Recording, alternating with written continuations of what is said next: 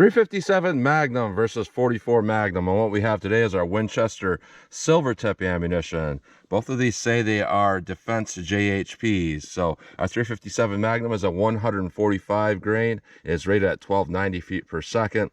Our 44 Magnum is a 210 grain, rated at 1250 feet per second. Now this is a new production line of the 44 Magnum. It's been gone for quite some time.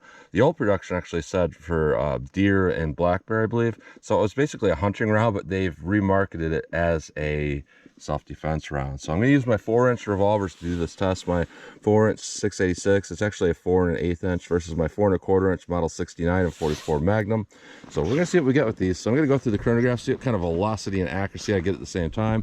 Then I'm going to do my 10% clear ballistic gel test. So I'm going to go into plain 10% clear ballistics to see what the best potential of those cartridges are. No fabric in the way that could potentially clog a hollow point. We'll see, the best of the best performance that it can give.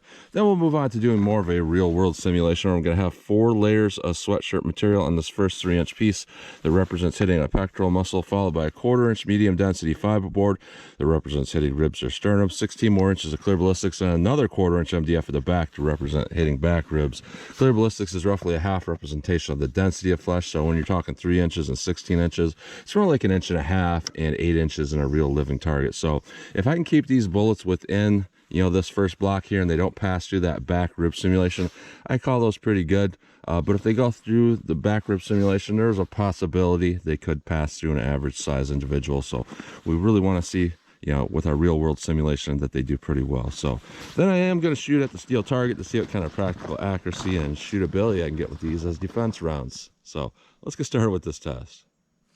All right, first up we have our 357 Magnum. We are rated at 1290 feet per second. I'm going to fire single action over the chronograph because I haven't fired in about a month. Plus, we're not doing defensive training, so no reason not to. Let's see how close I get to 1290 with our 357 Magnum.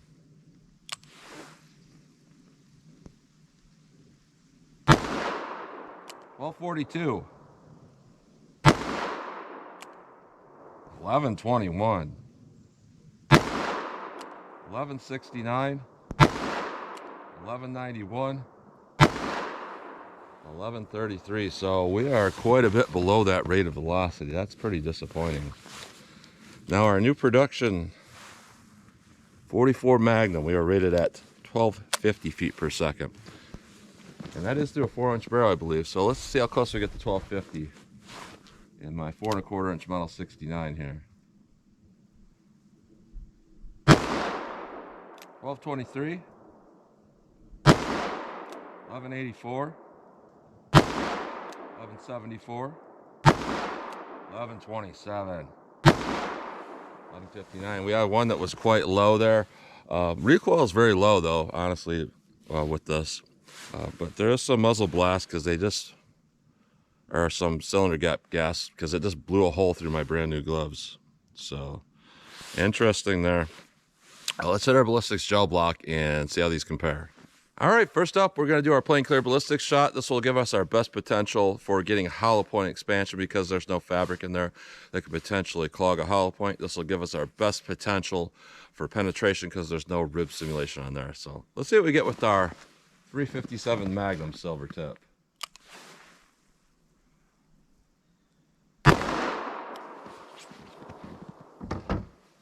All right.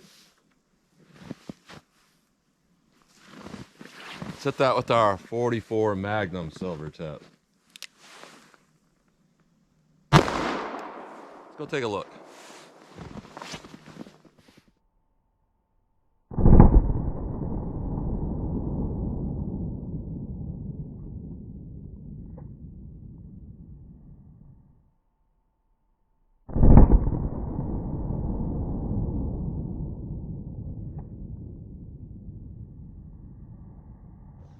All right, so a bit of a difference there. And the first thing I'm noticing is that in this first 3-inch piece here, and right away our 44 Magnum fragmented pieces of lead.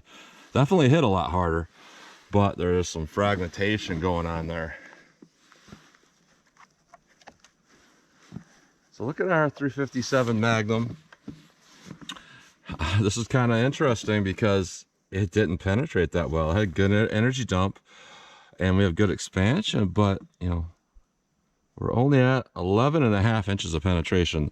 The parallax from this angle will make it look like it's probably at 12.5, but we're at 11.5 inches from a straight on view here with this measurement. So we underpenetrated. Did put some good energy in there, but it did underpenetrate. And that is kind of a hallmark of Silvertips. They're kind of known for that. But that's kind of a good thing when you're talking our 44, because 44 normally overpenetrates. And what we got with our 44 is only 14.25 inches of penetration. Big old expansion and fragmentation. So honestly, our 44 is looking better for a defensive round, at least in our plain clear ballistic shot. So let's see how this does in our real world simulation with our rib simulation on there, our fabric, and see how these compare that way. All right, our real world simulation, 4 layers of sweatshirt material, followed by 3 inches of clear ballistics that represents hitting pectoral muscle, followed by a 1/4 inch MDF that represents hitting ribs or sternum. 16 inches of more clear ballistics, and then another 1/4 inch MDF at the back to represent hitting back ribs. If I can keep these within that back rib simulation, those are good to go for defensive rounds. If they go past like 3 inches past the back rib simulation, I kind of question if they're going to be appropriate. But let's see what we get here with our 357 Magnum through our real world simulation. Let me set that all back up and then we'll hit it with the 44 Magnum. All right, 44 Magnum, Winchester Silvertip, real world simulation. Let's see how this compares. Let's go take a look.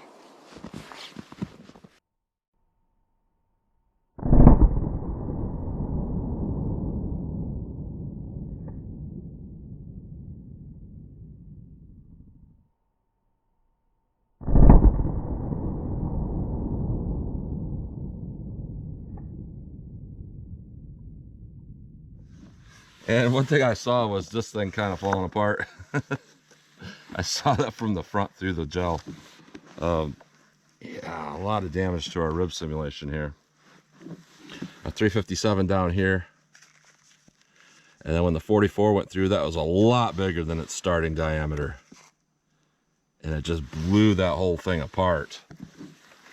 So let's put them a little bit closer to each other now in penetration. So our 357, I would say, got improved performance, and typically I see that with rounds that kind of overexpand. But you know, the wound path isn't that great with our 357. It's not bad, but it's not great. But the 44 really has a big old track going on there. That's pieces of fragmentation, big old wound paths, all of that. So our 357 Magnum, we went to 13.75 inches of penetration, which is acceptable. So that fabric lowered that expansion threshold just a little bit, and I think the ribs allowed it to peel back a little bit better. So yeah, this would be more realistic. So when you're talking, 13.75, you're talking about 6.5, 6.75 inches in an actual living target. So not bad. It's going to dump its energy, all of that, which is not bad for a 145 grain bullet. Now our 44 Magnum, our total path goes to 14.5 inches, so very ideal there.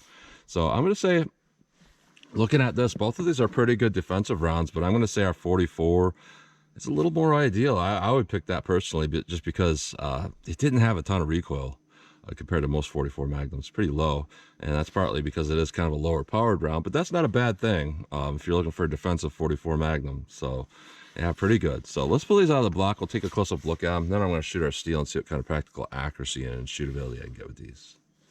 All right, so here's a close-up look at these bullets going through plain gel, our 357 Magnum and our 44 Magnum. So both of them had really good expansion, really big expansion.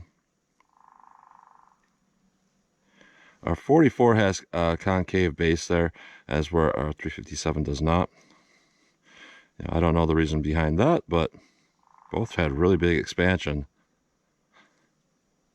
Now when we look at the ones going through our real world simulation, a 357 got quite a bit smaller around, which allowed for it to penetrate deeper, but our 44 stayed really, really big. So our 357 over here and our 44 over here.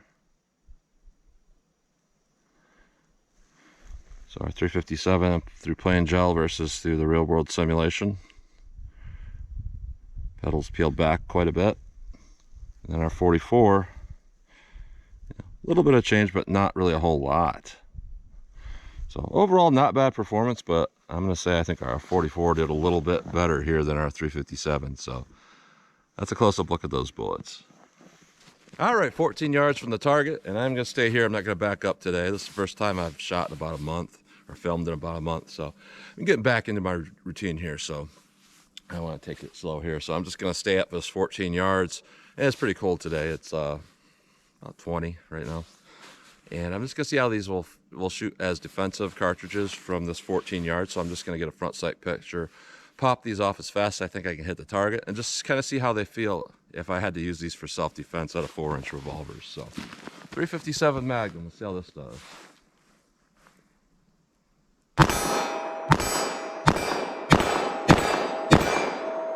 Very easy to control. Shoots really, really good. Now our 44 Magnum. I did pull that last one, but yeah, that hit a lot harder. I was thinking that target's gonna fall off there. So I did pull that last one. I don't know why. And probably because I haven't shot in a month. But you know, the recoil of this isn't bad either. It is definitely not like a normal 44 Magnum. You know, a normal 44 Magnum, you have a lot of sting in your hand. You know, it feels like you're taking a baseball bat and hitting a tree with it. If you ever done that as a kid. But yeah, it normally has a lot of pain in your hand. This does not. This feels really good for a 44 Magnum. So I would say both of these are pretty good here, but you know, if I had to pick a 44 Mag for defense, I would probably pick this. Now with 357 Magnum, there's so many good options out there for defensive 357 Magnums. I wouldn't limit myself to this necessarily. You know, it did underpenetrate a little bit, and there's so many good options out there. I would probably even pick a 125 grain for defense. But when we're talking 44 Magnum, you know, there's not a lot of good options when you're looking for something that's kind of more than a 44 special, less than a full power 44 Magnum, something that won't over penetrate through your target. That's hard to find sometimes. And this Silvertip meets that perfectly. So I would honestly pick this 44 Magnum for a defensive 44 Magnum load. So very good performance overall, I would say. Interesting that Winchester got rid of this 44 for so long, and then they brought it back. It's not a bad round. So that's what you get today. So as always, comment, share, and like, and thanks for watching.